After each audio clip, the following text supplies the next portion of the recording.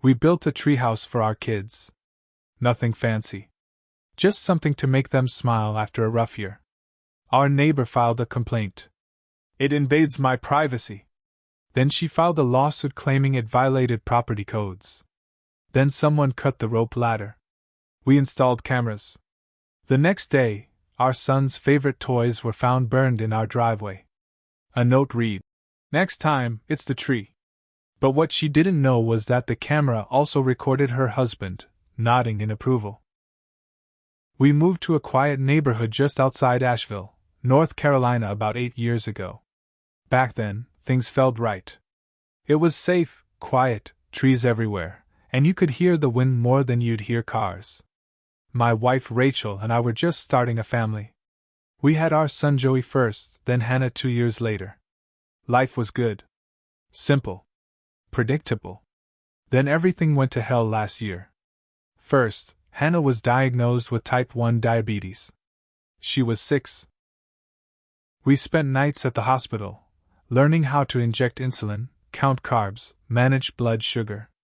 It was overwhelming. Then my company folded my department. 10 years gone overnight. And if that wasn't enough, Rachel's dad died from COVID in a hospital in Tampa. She couldn't be there. He died alone. That crushed her. I'd never seen her so broken. Money got tight. I picked up work doing repairs, odd jobs, whatever I could get. Rachel worked late shifts at the urgent care. We were holding it together, barely. But the house felt heavy. Our kids picked up on it. No matter how much we tried to shield them, they felt it too. Then Joey asked me something one night. "Dad, can we build a treehouse? Like the one Grandpa had?" That hit me hard. He never asked for much. Just wanted a place to play. Something just for them. So I said yes. It wasn't fancy. I used leftover wood, a couple trips to Lowe's, and some help from an old friend who used to work construction. We built it over 2 weekends. A small platform about 7 feet off the ground, with a railing, a blue tarp roof, and a rope ladder Joey picked out himself. Hannah helped paint signs for it. "And no grown UPS allowed," one said. We laughed when she spelled grown-ups wrong. Every day after school, they were up there. Pretending to be pirates, astronauts, spies, you name it. For the first time in months, there was joy in our backyard. Rachel would sit on the porch and just watch them. Sometimes she cried. But they were happy tears. Then the neighbor noticed. Her name's Sharon. Lived next door the whole time we've been here. Never said much. Kind of woman who mowed her lawn twice a week and glared if your trash bins were crooked. No pets. No kids. No warmth.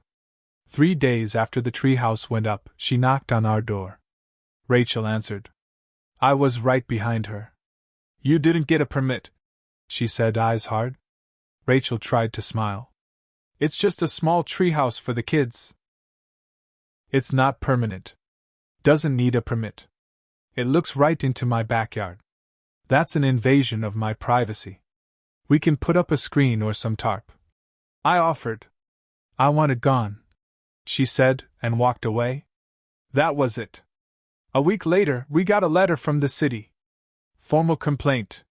Said our structure might violate residential codes. Had to stop using it until inspection. Joey cried when I told him.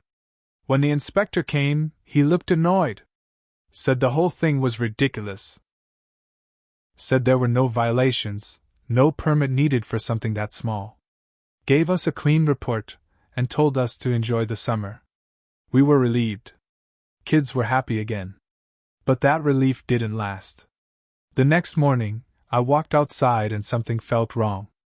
The treehouse looked untouched, but when Joey tried to climb up, he screamed. The rope ladder had been cut. Not undone. Cut. Frayed ends just hanging there. We were shaken. This wasn't a complaint anymore. This was a message. I told Rachel we were putting up cameras. She agreed. I bought 3 trail cams, small, battery-powered, easy to hide. One went in the treehouse, one on the back fence, and one behind the shed with a clear line toward Sharon's property. We didn't say anything to the kids. We tried to keep things normal. They started climbing up with a step ladder instead. They were careful. Then things got worse. About a week later, I heard Joey screaming from the driveway. I ran out barefoot. His toys, his favorite Transformers, burned, melted into a black, stinking pile on our concrete. I knew them all, my old ones from when I was his age. I'd saved them for him. They meant something. Next to the pile was a piece of cardboard. Scorched, still warm.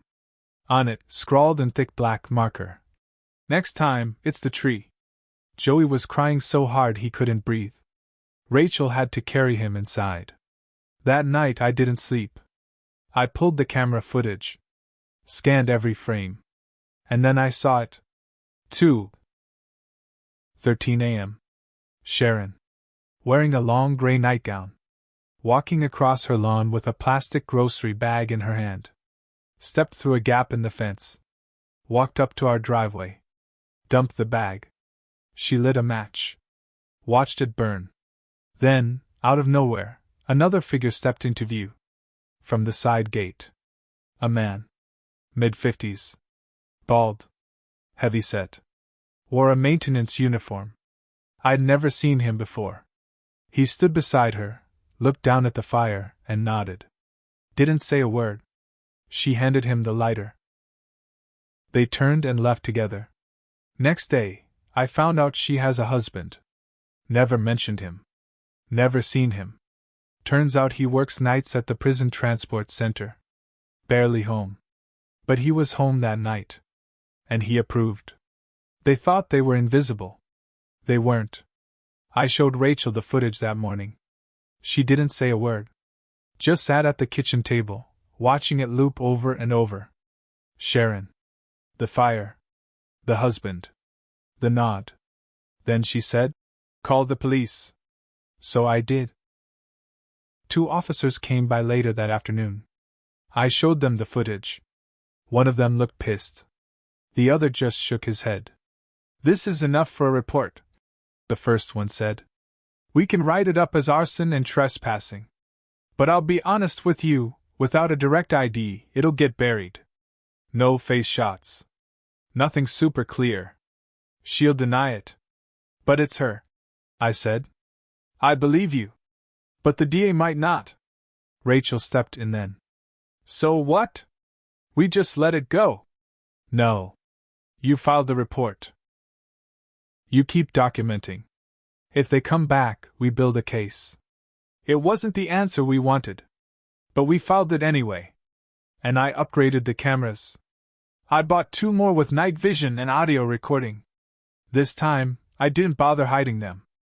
I wanted them to know we were watching. A week passed. Nothing happened.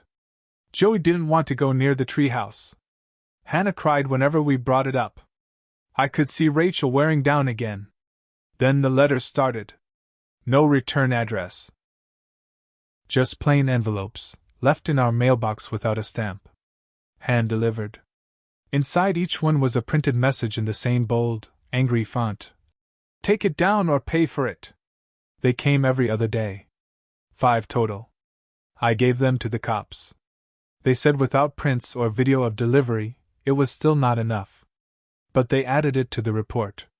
One night Rachel broke down. Said maybe we should just take it down. Said maybe it wasn't worth the stress. I almost agreed.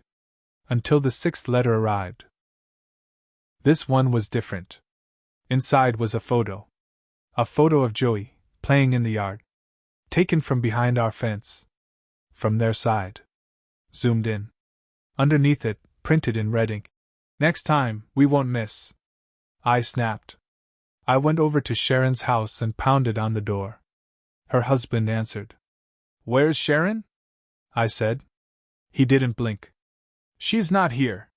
She's threatening my kids. I've got photos. Videos. You really want to keep pretending?" He leaned in close. His breath smelled like coffee and something worse. "You think this neighborhood's gonna pick you over her?" We've been here 23 years. You've been here what, 8? You don't belong here. I've got you on camera, you sick bastard. He smiled. Then slowly shut the door in my face. That night I didn't sleep. I didn't go inside. I stayed on the porch with a bat across my lap until the sun came up. And then I made a decision. If the law wouldn't stop them, I would. I started digging. Public records. Online forums. Neighborhood gossip. And what I found, about Sharon and her husband, made everything a lot darker. I started with property records. Just basic stuff. I wanted to know how long they'd lived there, who owned what. I figured maybe they were just bitter old people with too much time on their hands. But then I found something weird. The house wasn't in Sharon's name. Not even her husband's. It was in the name of her sister, a woman named Teresa Holcomb. Deed dated back 20 years. So I looked her up. That's when it got strange. Teresa Holcomb died 14 years ago. Car accident. I even found the obituary. No mention of Sharon. No mention of any family. So I went deeper. Found a court record, civil, from 2009. Sharon Whitaker, that's her real last name, had been sued for elder abuse by a nursing home in South Carolina. Turns out she'd been living with an elderly aunt down there. Took over finances. Cleaned out her account. The nursing home claimed Sharon had taken nearly $30,000 from the aunt before the woman died. The case was dismissed. Not because she was innocent, because the only witness died. And nobody pressed charges after that. That was the first red flag. Then I found her husband's name, Leonard Whitaker. I pulled his work history. Maintenance contractor for a private transport service that moved inmates between county jails and mental facilities. Sounds routine, but then I found a complaint filed by a female coworker from 2018. She accused Leonard of threatening her after she reported excessive force during a transport. Said he told her, "Snitches disappear." Internal investigation found insufficient evidence. Sound familiar? I sat there that night, staring at the screen, realizing who we were dealing with. These weren't just bitter neighbors. They were used to getting away with things. Scaring people. Shutting them up. Rachel was in bed already. I walked upstairs and showed her everything. She didn't cry. She didn't scream. She just said, "We're not going anywhere." That next morning, things escalated again. The treehouse was slashed open. The tarp roof, shredded like someone had gone at it with a knife. The flags were torn down. The ladder, gone again. Not cut this time, taken. We called the police again. They logged it. But they said the same thing, no fingerprints, no witnesses, no action. That's when I made the second decision. I called my cousin Pete. He used to work private security. Kinda a rough guy, but loyal. I told him everything. Sent him the footage. The threats. The picture of Joey. He didn't say much, just asked what kind of gear I had. He showed up 2 nights later. We set up real security cameras this time. Infrared. 24/7 recording. Motion lights. Audio triggers.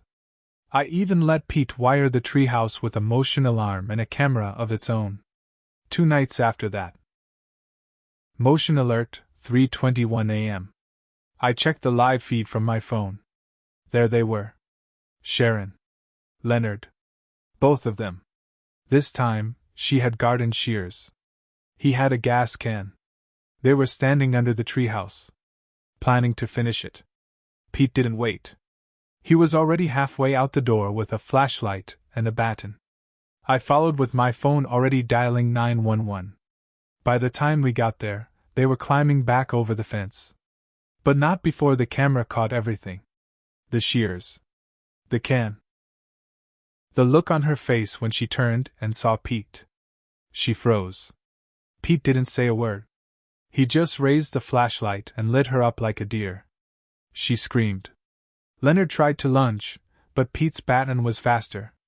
Cracked him across the arm. Leonard dropped the can and bolted. I stayed back, filming everything. Police arrived 6 minutes later. They were still lying through their teeth when the officers showed up. Said they were just checking on a noise complaint. But the gas can said otherwise. The tools. The camera footage. The old threats. The burnt toys. It was finally enough. They were both arrested that night. They were out on bail within 48 hours. Leonard had a busted elbow from Pete's baton, and Sharon had the nerve to press charges for assault. The cops didn't take it seriously. One of them even told me off the record that she was full of it. But it still meant court. We hired a lawyer. Cost us more than we could afford, but Rachel said we weren't letting them twist it around. Not after what they did. Then came the backlash. Not from them, from the neighborhood. Some folks took our side. But others? People who'd known Sharon and Leonard for decades? They said we were starting trouble, making it worse, dragging things out. Somebody egged our car. A brick was thrown through our front window 2 nights after the Whitakers got out. No note this time. Just glass and silence. Cops said they'd look into it. I felt something shift inside me then. I wasn't just angry anymore. I was done being afraid. So I went public. I posted the whole story on the local community board. All of it. Photos, video stills, the letter, the burned toys, the footage of Sharon with the gas can. Everything but the part with Pete's baton. I didn't care what anyone thought. I wanted them to know what these two had done. The post blew up. People started talking. Some shared stories. Turns out Sharon had made complaints about other neighbors over the years. Noise, property lines, dogs barking. One woman said Sharon called animal control on her teenage son's service dog. And Leonard? Someone posted that he'd once cornered a teenager at a gas station because she bumped his truck with her car door. No damage, just rage. We weren't the only ones. We were just the first to speak up. Then the real bomb dropped. One of Sharon's ex-friends, someone from her old church, messaged me privately. Said she had recordings. Turns out Sharon used to rant about our family in group texts. Said we were ruining the block. Called our kids vermin. Said, quote, I'll burn that *****ing tree to the ground if I have to. She gave us screenshots. Voice messages. All of it. Our lawyer nearly choked on his coffee when he saw the files. Now we had everything. We took it to the DA. That changed everything. Within a week, Sharon and Leonard were charged with felony attempted arson, conspiracy, and child endangerment. The judge didn't give them bail this time. Their lawyer tried to cut a deal. We refused. We testified. Rachel cried on the stand. I held up the burned toys. Joey was in the back of the courtroom, holding Hannah's hand. He was scared, but he didn't look away. The jury took less than a day. Guilty. On all counts. Leonard got 6 years. Sharon got 5. But that's not the revenge. The real revenge came after. Their house? Foreclosed. Turns out they were behind on property taxes. Once they went to prison, no one was left to pay. The bank took it. Everything inside went to auction. Guess who showed up at that auction? Rachel and I bought their lawn mower. Joey bought back his burnt toy set, scorched but still his. And I bought a bat. The same model Pete used. I don't plan on swinging it. But I keep it hung in the treehouse now, just in case. People say we won. But the truth is, nobody wins when neighbors go to war. We just survived. And now my kids can laugh again. That's enough for me.